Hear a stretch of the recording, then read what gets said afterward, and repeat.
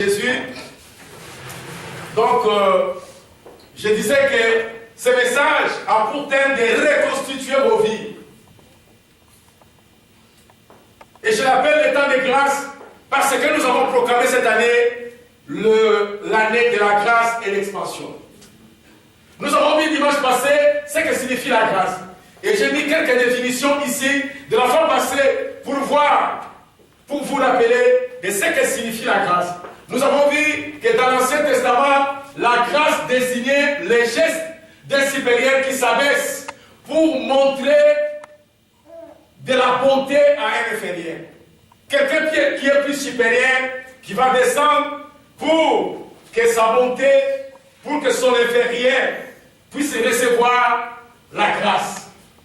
Dans le Nouveau Testament, le mot prend une forme plus simple, celle de la faveur, de bonne volonté ou de miséricorde.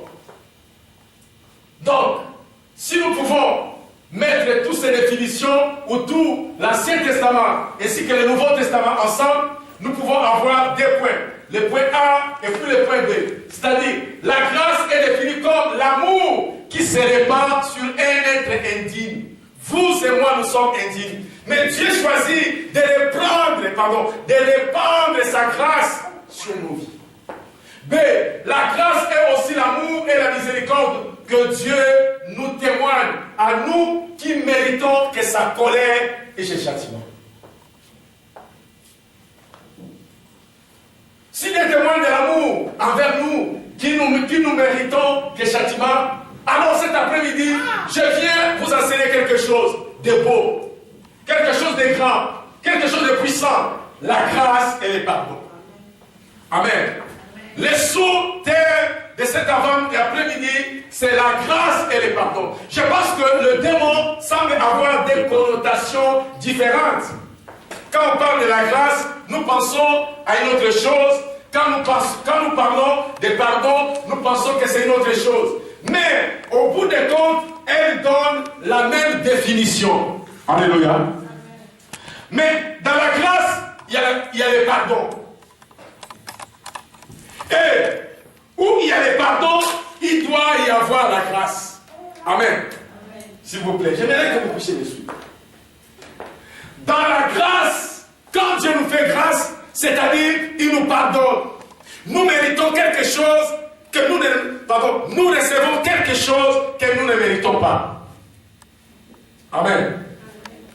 Mais là où il y a la grâce, là où il y a le pardon, Dieu fait quelque chose. Dieu nous fait grâce.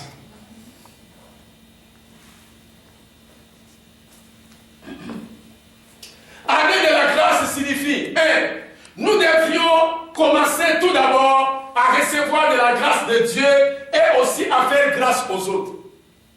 Nous recevons la grâce de Dieu. Nous voulons que Dieu nous fasse grâce. Mais si vous voulez que Dieu vous fasse grâce, s'il vous plaît, cet après-midi, nous devons commencer aussi à gracier les autres.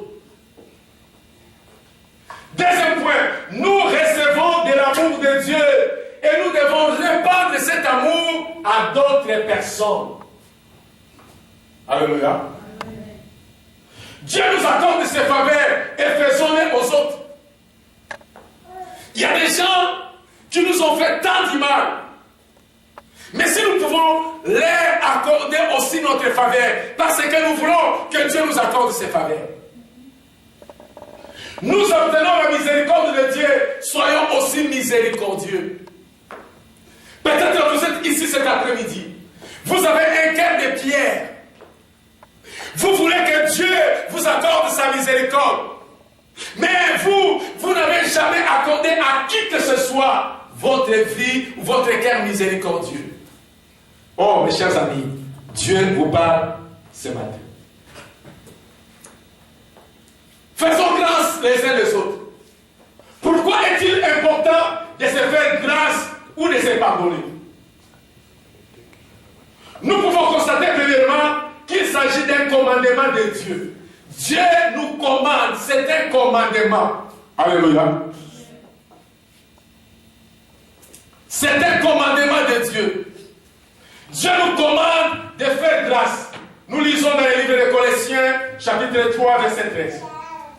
Écoutez ce que dit le livre des Colossiens, chapitre 3, verset 13. Il dit ceci: supportez-vous les uns les autres. Et s'il y a un sujet de se plaindre de l'autre, pardonnez-vous réciproquement. De même que Christ vous a pardonné, pardonnez-vous aussi. Amen. Amen. Les mots supportez-vous. Il est difficile de se supporter. Amen. Est-ce que vous êtes là? Amen. S'il vous plaît. La Bible dit, supportez-vous. Il est difficile dans nos relations interpersonnelles. Il est difficile dans nos relations amoureuses. Il est difficile dans nos relations familiales de se supporter. Mais Dieu nous recommande, il dit, supportez-vous les uns les autres. Et j'ai trouvé quelques définitions de ce mot supporter. Supporter veut dire soutenir par-dessus. Par-dessus. Soutenir par-dessus. Ça, c'est ton partenaire. Ça, c'est ton ami. Ça, c'est ton colocataire. Ça, c'est ton collègue du travail. Ça, c'est ton frère et ta sœur que vous êtes nés. Même père, même mère. Ça, c'est ton cousin, c'est ta cousine. Mais Dieu dit une chose. Il dit supporter, c'est-à-dire soyez par-dessous de cette personne. Tant qu'il fait du mal, tant qu'il fait du mal, Dieu dit de le supporter. Amen. Endurer une souffrance. Endurer une souffrance de cette personne. Peut-être votre conjoint vous dit beaucoup de mauvaises choses. Peut-être votre conjoint vous met une vie dure. Et peut-être votre épouse aussi vous amène une vie dure. Mais la Bible dit d'endurer cette souffrance. Accepter difficilement la présence de quelqu'un. C'est une personne que vous ne pouvez pas supporter. Mais on nous demande de supporter. Alléluia. Résister. Donc, dans nos relations interpersonnelles, dans nos relations amoureuses, Dieu nous invite à se supporter. Mais s'il y a un sujet à se plaindre, Dieu dit pardonnez-vous. Si il y a un sujet de se plaindre de l'autre, Dieu dit pardonnez-vous. Vous vous plaignez de l'autre personne. Vous plaignez peut-être de moi, pasteur. C'est pourquoi, avant de continuer tout droit, ou de continuer plus loin de mon message, au début de cette année, je dis à mon épouse de me pardonner. À la fois, je ne suis pas correct avec elle. À la fois, je suis brutal avec elle. À la fois, je ne suis pas normal avec elle. Je lui ai dit de pardonner. Et aujourd'hui aussi, je tiens au nom de Jésus-Christ de demander pardon à cette église Nations Unies pour Christ, à tout et chacun de vous. À ceux et celles qui sont ici et à ceux qui ne sont pas là. Je tiens à vous demander de me pardonner. Peut-être que j'étais croche avec vous, peut-être que j'étais dur avec vous, peut-être que j'ai fait quelque chose qui vous a blessé les années antérieures, alors que vous portez encore dans votre cœur. Et au nom de Jésus, sincèrement, je vous demande de me pardonner. Amen. Amen. La Bible dit, s'il y a quelqu'un qui a un sujet à se plaindre de l'autre, pardonnez-vous réciproquement. De même que Christ vous a pardonné, pardonnez-vous aussi. Amen. Pardonnez. Nous lisons dans le livre de 1 Pierre, chapitre 2, verset 21, on nous dit ceci. Pierre dit, Christ a souffert pour vous, vous laissant un exemple, afin que vous suivez ses traces. Alléluia. Amen. Christ a souffert pour vous. Christ a souffert pour moi. Mais laissant un exemple afin que vous suivez ses traces. Nous devons suivre les traces de Jésus. Et un verset, je pense dans le livre des Philippiens, la Bible dit, ayez en vous les pensées ou les sentiments qui étaient en Jésus-Christ. Nous devons pardonner parce que nous sommes aussi des pécheurs qui ne pourraient vivre sans recevoir nous-mêmes les pardons. Jésus insista plusieurs fois sur le fait que notre pardon dépend du pardon que nous accordons aux autres. Dans la prière modèle, qu'on appelle souvent la prière de notre Père qui est aux cieux, le Seigneur nous apprend à prier. Il nous dit ceci dans cette prière: pardonnez-nous nos offenses, comme nous aussi nous pardonnons à ceux qui nous ont offensés. Puis il explique: si vous pardonnez aux hommes leurs offenses, votre Père Céleste vous pardonnera aussi. Mais si vous ne pardonnez pas aux hommes, votre Père ne vous pardonnera non plus vos offenses. C'est pas plus compliqué que ça. Ça ne demande pas une théologie, ça ne demande pas qu'on parle en hébreu, qu'on ne demande pas qu'on parle en grec, qu'on ne demande pas d'aller chercher des encyclopédies pour expliquer. C'est plus facile parce que c'est un français mais qui est plus compliqué. Il n'y a pas de gros mots que Jésus-Christ a utilisé. Amen. Mes chers amis, nous sommes en 2016. Et ces paroles continuent à retentir encore dans nos vies. Ces paroles continuent à être vraies dans notre vie. Si nous regardons la prière de notre Père, quand nous avons commencé l'église, nous avions parlé sur la prière de notre Père. Je pense que nous devrons recommencer tout ce que nous avons commencé, afin que nous puissions remettre tous les bâtons ou toutes les horloges à zéro et recommencer comme nous recommençons. Je dis, pardonne-nous nos offenses. C'est une prière que nous faisons. Notre Père qui es aux cieux, que ton nom soit sanctifié, que ton règne vienne, que ta volonté soit faite. Donnez-nous aujourd'hui notre pain quotidien comme nous pardonnons, donnez notre pain quotidien. Pardonnez-nous nos offenses. Si nous faisons cette prière, alors, à la fois nous ne savons pas. Mes chers amis, il y a beaucoup de différences entre réciter une prière et prier une prière réellement. Amen. Dimanche passé, je pense que je l'ai dit, ou je ne sais pas quand est-ce que je l'ai dit. J'étais à l'école primaire, on disait, le faux malade. On te donne le faux malade, il faut bloquer.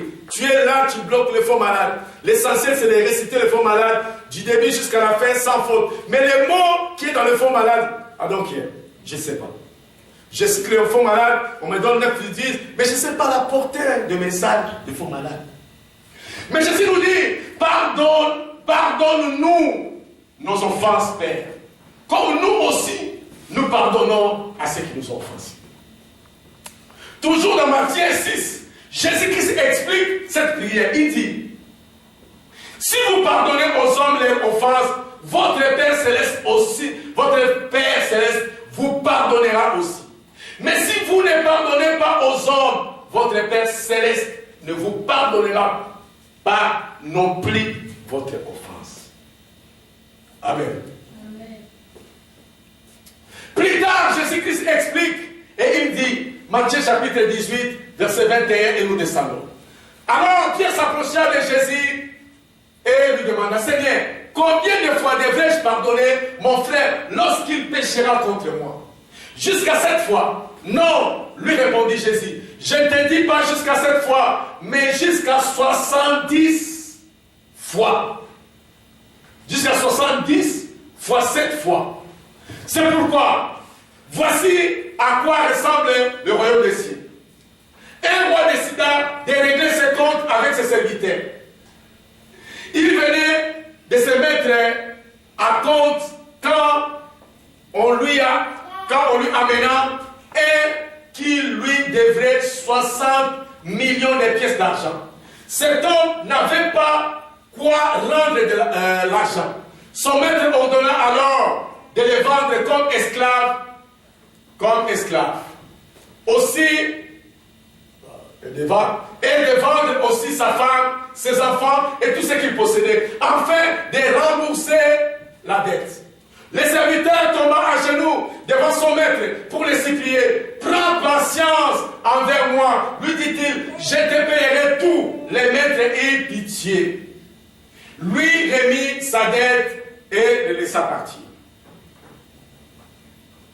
Le serviteur sortit et rencontra un de ses compagnons de service qui lui devait 100 pièces d'argent. Regardez la différence de 1 million et de 100 pièces. Il le saisit à la gorge et le serrait à l'étouffer en disant, paye ce que tu me dois. Son compagnon tomba à ses pieds, les suppliant en ces termes, prends patience envers moi et je te payerai. Mais il ne voulut pas. Il le fit au contraire, jeté en prison en attendant qu'il ait payé sa dette. Quand les autres serviteurs virent ce qui était arrivé, ils en firent profondément attristés et allèrent tout rencontrer à leur maître. Alors le maître le fit venir. Ce serviteur lui dit, méchant serviteur, je t'ai remis toute ta dette parce que tu m'as supplié de le faire. Tu devais aussi avoir pitié de ton compagnon comme j'ai eu pitié de toi. Le maître était très en colère et il envoya les serviteurs en prison pour y être punis en attendant qu'elle ait payé sa dette. Amen. Amen. Amen. Il nous arrive de réagir comme ça. Regardez 1 million de pièces d'argent. Les serviteurs suppliaient son maître. Je n'ai pas l'argent. Ne vends pas, ne me vends pas, ne vends pas ma femme, ne vends pas mes enfants comme esclaves. Aie pitié, je vais te donner. Le maître a eu pitié. Et quand il sort de son maître, il tue son ami juste avec 100 pièces. Voilà la différence de 1 million et 100 pièces. Il le prend à la gorge, il commence à l'étouffer, il commence à le menacer. Tu me dois, le monsieur le supplie, il ne veut pas, il va le jeter en prison. Mes chers amis, combien de fois nous étions devant Dieu pour demander à Dieu, aie pitié de moi. Seigneur, j'ai tué. Seigneur, j'ai fait ceci. Seigneur, j'ai violé. Seigneur, j'ai volé. Seigneur, j'ai dit ceci. Dieu ait pitié. Pardonne-moi. Mais quand on regarde le mal que les autres nous ont fait, cette personne-là, il va mourir. Il saura. Amen. Amen. Mes chers amis, Dieu nous appelle au début de cette année 2016 à pardonner. Dieu nous appelle à pardonner. Mes chers amis, c'est comme nous avons complètement oublié que nous avons commencé une nouvelle année. Vous savez, la nouvelle année, ça commence juste les 31, la nuit et les premiers, that is fini. Nous recommençons les mêmes routines. Nous commençons nos plaies et ça continue. Permettez-moi, avec tous les respects que je vous dois, nous sommes en 2016 et nous sommes encore au mois de janvier. Et au début de cette année, Dieu vous demande que nous sommes dans une année de grâce. Dieu veut te gracier. Dieu veut déverser sur toi ta grâce. Alors que Dieu te fait grâce, il te demande, il te supplie de faire grâce aux autres. Amen. Beaucoup disent, je ne vais pas pardonner. Pour apprendre l'art de pardonner, il faut se débarrasser d'abord de certaines attitudes. De dire, je ne peux pas pardonner. Mes chers amis, ne soyons pas injustes avec Dieu. Nous avons déjà vu que le pardon est un commandement. Alléluia. Mes chers amis, le pardon c'est un commandement. Ne dites pas que je ne peux pas pardonner. Parce que si Dieu dit, si nous confessons nos péchés, il est fidèle et juste pour nous pardonner. C'est une alliance de pardon, c'est une alliance de grâce, c'est une dispensation de Dieu pour nous gracier. Amen. C'est un commandement. Ne me dites pas que je ne peux pas. Ne me dites pas, parce que tu sais pas ce qu'il a fait. Et toi, c'est que tu as fait à Dieu. Amen. C'est qu'il t'a fait, oui. Mais toi, c'est que tu as fait à Dieu.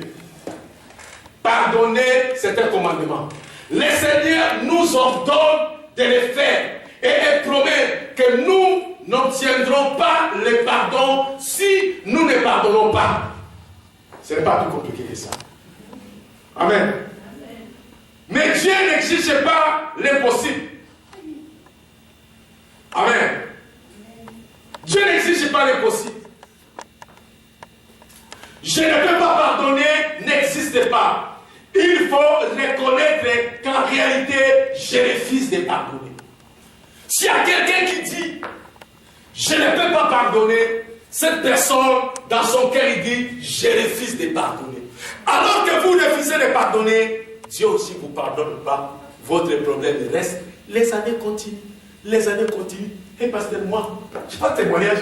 Dieu ne m'a béni pas. Dieu ne peut pas te bénir parce que tu es un cœur de pierre. Tu refuses la parole de Dieu, tu refuses les commandements de Dieu, tu défies Dieu et tu bloques le gens dans ton cœur. Dis, Seigneur, aide-moi à pardonner. C'est ça le cœur d'un homme de Dieu. C'est le cœur d'un chrétien. C'est le cœur d'un enfant de Dieu. De dire, Seigneur, aide-moi à pardonner. Amen. Une attitude qui ressemble à cette dernière consiste à dire, je vous pardonnerai, mais je n'oublierai jamais. Alléluia. Je pardonne, je n'oublie jamais. Vous savez, dans la Bible, Dieu promet en Hébreux 8, verset 12, je pardonnerai leur iniquité et je ne me souviendrai plus de leurs péchés. Ce verset ne veut pas dire que Dieu, dans sa disque dur, a complètement oublié tout ce que nous avons fait. Mais quand nous demandons à Dieu de pardonner, Dieu prend le sang de Jésus, il couvre toute notre iniquité. Il ne se souvient plus de nos péchés. Alléluia.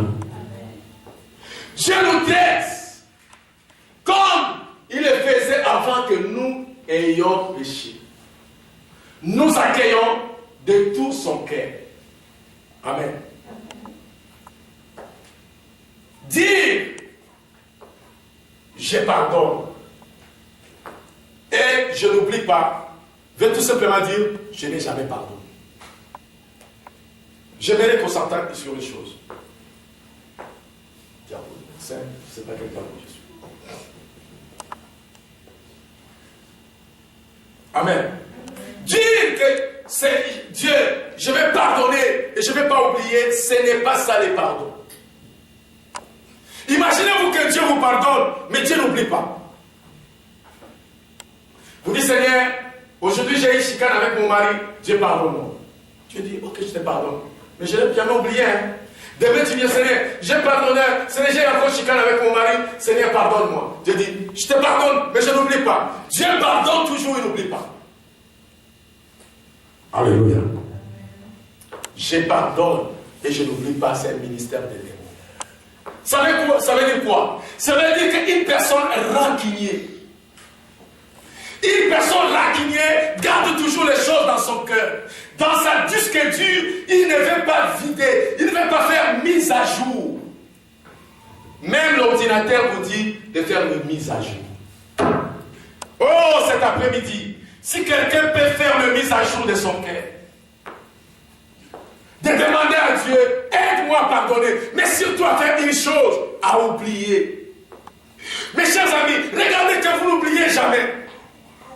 Chaque fois que vous regardez cette personne-là, c'est elle, c'est lui qui m'a fait ceci. C'est grâce à elle que je m'aviens comme ça. C'est cette personne-là. Mais quand vous regardez, vous n'oubliez pas. Et qu'est-ce qui remonte dans votre cœur? Il n'y a que la haine, il n'y a que la rancune, il n'y a que l'amertume. Alléluia. Nous devons pardonner et oublier. Je sais que ce n'est pas facile d'oublier. Mais je sais une seule chose, que nous demandons au Saint-Esprit, aide-moi à oublier. Le Saint-Esprit vient, il efface par le sang, parce que c'est un pardon sincère. Un pardon sincère mérite d'être oublié. Un pardon qui n'est pas sincère, c'est un pardon qui se fait sur nos lèvres, mais au fond des cœurs, je n'ai jamais pardonné cette personne. Alléluia. Mes chers amis, traitons les autres comme s'ils n'ont jamais péché. Oh Père, non mes chers amis, je vous demande au nom de Jésus de traiter les autres, les gens à qui vous partagez des vies, les gens auxquels vous partagez des relations interpersonnelles, vos amis, vos collègues, vos membres de famille, traitons-les comme s'ils n'ont jamais péché. Mes chers amis, pardonnez et oubliez. Tant que vous diriez dans votre vie, je pardonne et je n'oublierai jamais, sachez que vous êtes rancunier et que ces rancunes resteront dans votre cœur. Parce que chaque jour que vous regardez votre vie, que vous regardez cette personne, vous rebobinez toujours ce film, vous continuez à regarder. Et puisque vous regardez ce film du passé qui s'est fait en 1901, regardez mes chers amis, le film s'est fait en 1901. Nous sommes en 2016, vous regardez toujours ces films-là. Qu'est-ce que ça vous donne? Qu'est-ce que ça vous donne? Qu'est-ce que ça vous donne comme bénéfice? Qu'est-ce que ça vous donne comme intérêt? Quand vous vous souvenez des choses du passé, oh mes chers amis, ça vous donne quoi? Quel bénéfice? Ça vous donne un remords, ça vous donne un rancune. Quand vous regardez cette personne, vous les détestez. Ma vie est comme ça à cause de toi. Je te pardonne. Je ne t'ai jamais oublié. Hein? Amen. C'est un ministère des démons. Si gestion au pardon, j'aimerais que vous puissiez lire. Et Dieu merci qu'on a enlevé l'imprimante. Vous pouvez lire comme moi j'ai lu. Souvenez-vous que la haine, la mauvaise volonté et la rancune font du mal à notre relation. Mais qu'elles font encore plus du mal à celui qui haït. Ça fait plus du mal à celui qui porte la haine. Dans notre relation, quand nous regardons toutes ces choses, moi je dis, j'ai été ici avec Justin, j'ai été ici avec Justin, et ça fait quoi? Ça détruit notre relation. Ça réquime notre relation. Et ça fait quoi? Ça fait un mur de manque de confiance. Mais la personne qui souffre plus, c'est la personne qui porte la haine. C'est cette personne-là qui souffre beaucoup. Ça fait plus du mal à notre relation, c'est vrai. Mais la personne qui est plus affectée, c'est celui qui pense à ces choses-là.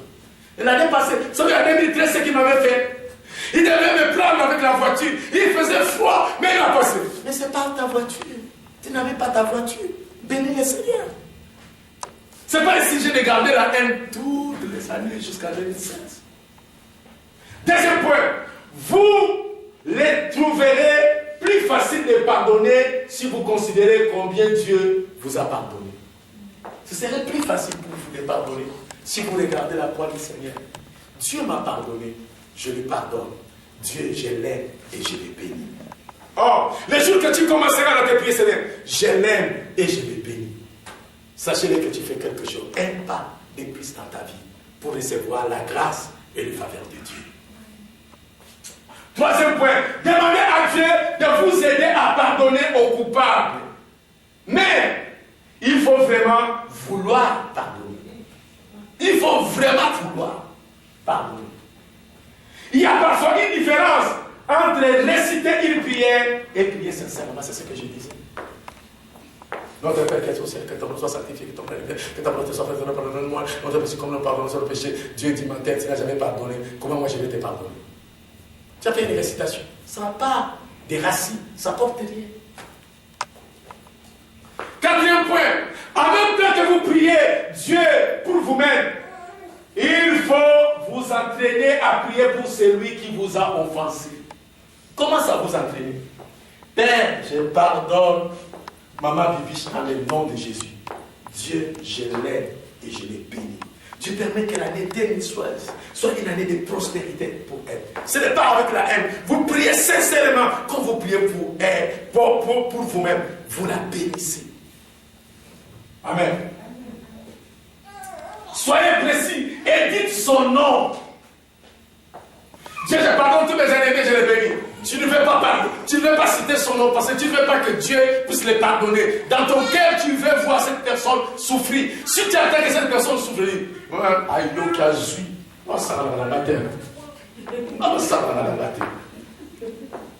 Jésus a prié pour ceux qui pêchent, ceux qui péchaient contre lui. Non pour qu'ils soient punis, mais pour que le pardon leur soit accordé. Mes chers amis, regardons ce scénario. S'il vous plaît, ne soyez pas distraits, s'il vous plaît. Regardons Jésus sur la croix. Il est en haut sur la croix. En bas, il y a des gens qui viennent de le clouer, qui viennent de frapper les marteaux sur ses mains, sur ses pieds. Ces gens-là sont juste là. Mais mes frères et amis, regardons des choses sur Jésus. Quand nous parlons de Jésus, il y a un côté de l'humanité de Jésus, c'est-à-dire Jésus en tant qu'humain, pas en tant que Dieu. Il y a l'autre côté de Jésus en tant que Dieu, en tant que fils de Dieu. Dans l'humanité de Jésus, en tant que Dieu, il va crier Eli, Eli, lama sabachthani. Mon Dieu, pourquoi m'as-tu abandonné? Ça, c'est de son côté. Pourquoi? Parce qu'il souffre. Comme niveau humain, il souffre. On vient de l'éprouver, on l'a chicoté toute la nuit. Nous avons vu son film, et là, quand nous partons à la rencontre, il y a des gens qui plaident, Seigneur, pasteur, enlève ça. Là, il souffre. Là, il plaît. Mon Dieu, pourquoi m'as-tu abandonné? Ça, c'est son côté humain. En tant qu'humain, il souffre. Écoutez dans l'autre côté des divinités. Il dit, Père,